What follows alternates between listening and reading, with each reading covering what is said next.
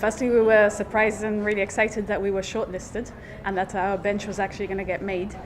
And to have come third is just, we're overjoyed. When we started to brainstorm about, what is a bench and what's its function in public spaces, we realized that, very often you see a bench and you see a wheelchair on the side. And we started to question, well, why does a wheelchair always have to be on the side of the bench? Wouldn't it be great if we could somehow have a space for a wheelchair in between the bench? And it's, this physical manifestation of the gap with a wheelchair in between is also a metaphor. We should really embrace diversity, and people with disabilities should be at the epicenter of our society. Okay, so you had the design, but the actual delivery was something which happened in a short space of time. Correct. We had 6 weeks to manufacture the bench. So at the same time as it was, oh wow, we're shortlisted, it was like, oh gosh, we've got to manufacture a bench in Portland on the western coast of the USA. We got in touch with a team there were 2 ladies who, one of them was a metal worker, the other one worked with timber in Portland, and we had really good communication between us to manufacture the bench on the other side of the world.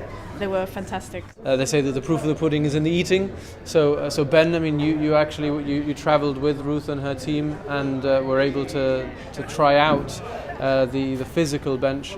What was it like for you? It was so much better than I was expecting it to be. Like, I had high hopes for it anyway, but to actually use it personally just felt incredible. Like Ruth was saying, it was one of those things why a wheelchair's always to the side. You were able to speak to some groups whilst you were over there. How do you feel that they received it? While we were in Portland, we spoke to some groups like Disabled Veterans Association and Cerebral Palsy Portland and various other disability groups. And I think they were just as impressed by the idea as I initially was.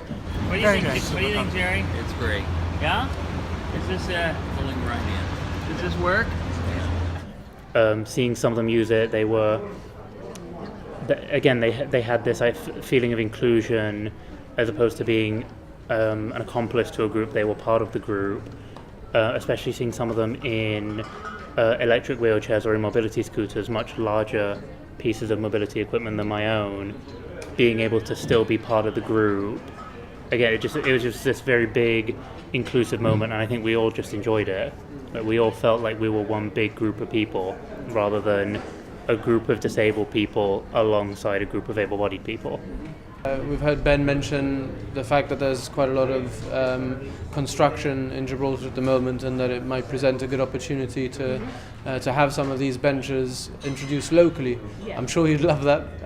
Is it just an idea at the moment, or have you had any conversations? No, I have had a few conversations. We were very lucky enough to have quite a few sponsors and who helped us along the way. And during those conversations, some of them are developers or owners of different centres or supermarkets, and the conversations have already been had as to it would be great. It all ties in very well with the recent legislation which has come out for accessibility and how we have to integrate that into our designs.